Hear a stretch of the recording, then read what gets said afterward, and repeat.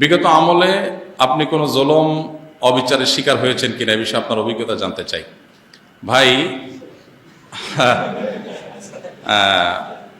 খুব ভালো ভালো প্রশ্ন আপনারা বাছাই করে করে মাশাআল্লাহ আজকের জন্য নিয়ে আসছেন দেখা যাচ্ছে। দেখুন, অভিজ্ঞতা আমাদের সবারই কম বেশি তিক্ত অভিজ্ঞতা আছে। একটা সমাজ যখন করাপ্টেড হয়ে যায় তখন সমাজের কেউই ভালো থাকে না। এই নারায়ণগঞ্জের এসপির অফিসে আমাকে নিয়ে এমন অকথ্য ভাষায় গালিগালাজ করা হয়েছে, বেশি দিন আগের কথা না। এবং এই সিদ্ধিরগঞ্জ থানার ওসি ছিলেন, আমি নাম আর বললাম না, ওসি সাহেব তিনি ভালো মানুষ ছিলেন, আমার পক্ষে ছিলেন। আমি একটা মাসআলা দেওয়ার কারণে সেখানে আমাকে ডেকে নিয়ে অকথ্য গালিগালাজ, আর ওসিরে বলতেছে যে থানায় নিয়া প্লাস দিয়া হাত পায়ের নকুটে দিবা, আমার সামনে বসায় রেখা। বুঝতে পেরেছেন? খুব গর্ব করে তিনি অমুক ছাত্র রাজনীতি করতেন, গর্ব করে বলতেছেন আমি ছাত্রলীগের রাজনীতি করতাম। এই নারায়ণগঞ্জের এসপি, এই বর্তমান এসপির কথা আমি বলছি না, এর আগে যিনি ছিলেন।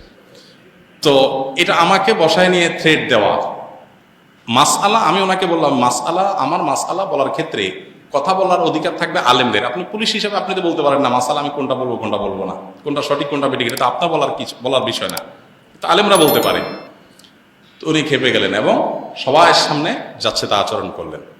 কত শত অভিজ্ঞতা আছে, এগুলো তো আমি মানে সবকিছু বলার সুযোগ পাই না, আর বিশেষ করে বলতেই তো পারি না। কারণ কোনো স্ট্যাটাস আমরা লিখেছি, সেখানে দেখা গেছে যে 5টা এজেন্সি থেকে ফোন চলে আসছে, হ্যাঁ আপনি এটা কেন লিখলেন, ওইটা কেন লিখলেন, চাপাচাপি শুরু হয়ে গেছে।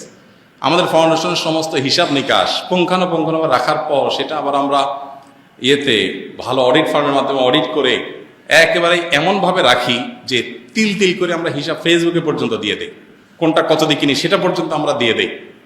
এত কিছুর পরও দেখা গেল যে আমাদেরকে বিভিন্নভাবে নাজেহাল করার চেষ্টা করা হতো কোনো কোনো লোক। আলহামদুলিল্লাহ এর মধ্যেও প্রশাসনের উপরস্থ কিছু কিছু মানুষ পরেশান করলেও নিচু পর্যায়ের বা মাঝারি বা কোনো কোনো উপরস্থ কর্মকর্তাদের সহযোগিতাও ছিল। তাদের সহায়তা না থাকলে এতদূর আমরা আসতে পারতাম না। কিন্তু একটা বড় অংশ আমাদেরকে দৌড়ের উপর লাগতো। ইস্তেসকার নামাজের ঘোষণা দিছি, আমার বাসার নিচে দেখি যে বিভিন্ন গোয়েন্দা সংস্থার গাড়ি বোঝাই করা, মানসিকভাবে পেরেশানি। বাবা ইস্তেসকার নামাজ পড়বো, একটা নিরীহ একটা ইবাদত, আল্লাহর কাছে দোয়া করবো দেশের ভালোর জন্য। সেখানে দেখা গেল যে আমি বাসার থেকে বের হইতে না হইতে দেখি যে মানে একেবারে চারপাশে ঘিরে ধরছে। সোজা কথা, মানসিক চাপ যেটাকে বলে সেটা দিয়ে রাখা। কত কাহিনী এবং কত ঘটনা যে ঘটেছে সেটা তো বলানো। জোর করে সরকারি বিভিন্ন অনুষ্ঠানে নেওয়ার জন্য একবার একজন এডিশনাল এসপি, তার নামটা আমার মোবাইলে সেভ করা আছে, আমি নাম আর বললাম না, উনি ফোন দিয়ে বলতেছেন যে আমি অমুক। তো আমি বললাম হ্যাঁ বলেন। তো উনি বলতেছিলেন যে আমাকে সব হুজুররা কিন্তু চিনে, খুব নেগেটিভভাবে বলতেছেন, মানে হুজুরদের সব সাইজ করি আমি, আমার নাম সব হুজুরদের মুখস্থ, আপনার সাথে আমার প্রথম কথা হচ্ছে। এটা হলো শুরুতেই কথা না। এরপর কি হয়েছে বলে যে একটা অনুষ্ঠানে যাইতে হবে আপনাকে, সেখানে অমুক অমুক থাকবে, রাষ্ট্রের সবচেয়ে বড় বড় পর্যায়ের লোক তারা থাকবেন, আপনাকে যেতে হবে। কি হয়েছে সেখানে আপনাকে একটা বক্তব্য দিতে হবে। তো আমি বুঝছি যে আমাকে একটা প্ল্যান ওয়াইজ আমাকে দিয়ে একটা জিনিস করানো হবে। আমি বিভিন্নভাবে অপারগতা প্রকাশ করলাম, বলে যে রাষ্ট্রের প্রয়োজন আপনি অস্বীকার করতেছেন। হ্যাঁ আমি আমার রাইট আছে, রাষ্ট্র চাইলে আমার যেখানে সেখানে বাধ্য করতে পারে না, আমি সাধারণ নাগরিক। যাই হোক, পরে শেষ পর্যন্ত আমার সেখানে যাওয়া লাগে না আলহামদুলিল্লাহ। এরকম পরিস্থিতি হয়েছে। সর্বশেষ এই যে আমাদের আসিফ মাহতাব গ্রেপ্তার হলো, তার নিয়ে পোস্ট দিলাম, আমাকে আমার এক ভাই সোর্স তিনি বললেন যে ভাই আপনি বাসায় থাকেন না। তো রাতে, এই কয়দিনের আগের কথা, রাতে যায় আরেক বাসায় যায় শুইতাম, এই কয়দিন আগের কথা। আগের বাসায় গিয়ে পালায় পালায় থাকতাম। একদিন আসরের পরে বাসার সামনে মোটরসাইকেলে 2টা লোক আসছে। আমার বাসা এমন এক জায়গায়, আশেপাশে কোনো মানুষজন নাই, এখানে কেউ রিক্সাও চলে না, কোনো সাধারণ গাড়ি দিয়ে নিজস্ব গাড়ি ছাড়া যাওয়ার সুযোগ নেই। এরকম একটা জায়গায় থাকি আমি, সব মরুভূমি, আশেপাশে ঘাস, মানুষজন নাই। সেখানে কোনো মানুষ আসা তো স্বাভাবিক না। 2জন মানুষ আসরের আগ থেকে এসে অপেক্ষা করলো। তারা মনে করেন এত লম্বা সময় আসে, নিশ্চয়ই ওয়াশরুমে গেছে লম্বা সময় ধরে।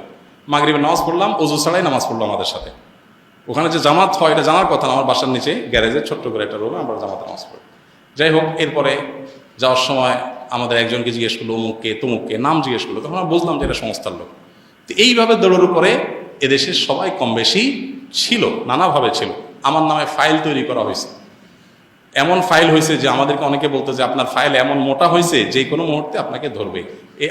মানে আন্দোলন যদি না হইতো, সফল যদি না হইতো, তো হয়তো এরপরে আমাদেরকে আয়নাঘরে যাওয়া লাগতো। বুঝে আসছে কথা? তো এরকম একটা পরিস্থিতি এই দেশে তৈরি হয়েছে যে আসলে আমরা কেউ যে খুব ভালো ছিলাম বা ভালো থাকতে পারি সে সুযোগ কারোরই নাই।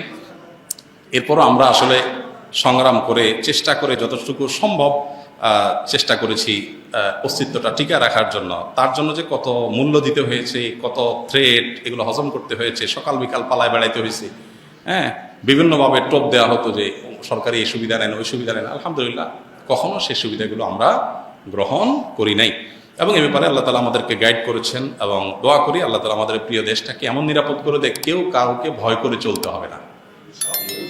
আল্লাহ যেন সেরকম নিরাপদ করে দেন, এবং আমরা সবসময় আল্লাহর কাছে দোয়া করি আল্লাহ তালা যেন এরকম। আমি এর পাশাপাশি প্রশাসনের ভাইদের, কিছু ভাইদের কথা বলবো যে আলহামদুলিল্লাহ এই খারাপের মধ্যেও কিছু ভালো মানুষ বিভিন্ন পর্যায়ে আছেন যারা টুকটাক সহযোগিতা করেছেন। তবে বেশিরভাগ ক্ষেত্রেই আমরা এ ধরনের নাজেহালের শিকার হয়েছি। আল্লাহ আমাদেরকে নিরাপদ একটি দেশ, নিরাপদ একটা ভূমি পাওয়ার তৌফিক দান করুন। আমাদের সমস্ত কষ্টগুলোকে আল্লাহ তাআলা দূর করে দিন। সকল মাজলুমের জুলুমের অবসান হয়ে যাক, সকল বৈষম্য দূর হয়ে যাক। মানুষ পেটে ভাতে যাই খায় থাকে অন্তত নিরাপদে যেন থাকতে পারে, কোনো থ্রেট, কোনো হুমকির মধ্যে যেন থাকতে না হয়। কোনো একটা কথা লিখলে, কোনো একটা কথা বললে যদি 5টা টেলিফোন আসে আর চাপ আসতে থাকে, তাহলে মানুষ স্বাধীনভাবে কোনো কথা বলতে পারে না। আর মানুষ যখন লেজ বড় হয় বা গাছ যখন বড় হয়, তখন বাতাসও বেশি ধরে। কাজ যাদের যত বেশি, তাদের উপরে প্রেশারও তত বেশি আসে। আল্লাহ তাআলা এই প্রেশার মুক্তভাবে, অন্তত অন্যায়ভাবে যে প্রেশারগুলো হয়, এগুলো মুক্তভাবে আল্লাহ তাআলা আমাদের সবাইকে এই প্রিয় মাতৃভূমিতে চলার তৌফিক দান করুন। আমি হানাফি মাযহাবের অনুসারী। আমার 2 মেয়ে, 1 ছেলে। আমার ছেলে মেয়েদের লেখাপড়া নিয়ে হতাশাগ্রস্ত, কারণ আমি আমার সন্তানদেরকে ইসলামিক শিক্ষা শিক্ষিত করতে চাই। এই জন্য আপনার প্রতিষ্ঠানে যোগাযোগ করেছিলাম। জানতে পারলাম আপনার প্রতিষ্ঠানে ক্লাস 4 পর্যন্ত ক্লাস চালু আছে। আমার 1 মেয়ে ক্লাস 4, একজন ক্লাস 5 এমত অবস্থায় আমার সন্তানদের। যাই হোক, অনেক লম্বা চিঠি দেখা যাচ্ছে, যাই হোক তাও পড়ে ফেলি। আমার সন্তানদেরকে আপনার প্রতিষ্ঠানের মতো অন্য কোনো ভালো মানের প্রতিষ্ঠানের জন্য দেখুন।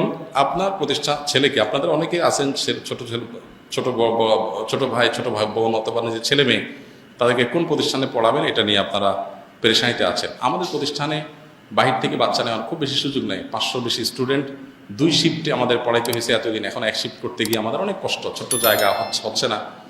তো আমরা আসলে বাচ্চা খুব বেশি নিতে পারি না। তারপরও নভেম্বর ডিসেম্বরে ক্লাস 4 পর্যন্ত, সামনের বছর 5 পর্যন্ত আমরা নিতে পারবো। কোয়ালিটি নিশ্চিত ধরে রাখার জন্য আমরা পরিমাণ বাড়াইতে পারি না। তো আপনার বাসা আশেপাশে কোন প্রতিষ্ঠানে দিলে ভালো হবে, এটা জানার জন্য আপনি কোনো ভালো আলেমের শরণাপন্ন হন। যদি আমাদের সহযোগিতা চান, তাহলে আসুন্নাহ ফাউন্ডেশনের অফিস টাইমে যাবেন, সকাল 9টা থেকে বিকাল 5টা পর্যন্ত। শুক্রবার ছাড়া যে কোনো দিন গেলে সেখানে আলেমরা, আমাদের তৈরি করা হাতে গড়া ট্রেনিংপ্রাপ্ত আলেমরা আছেন, ওনারা ইনশাআল্লাহ আপনাকে গাইড করবেন।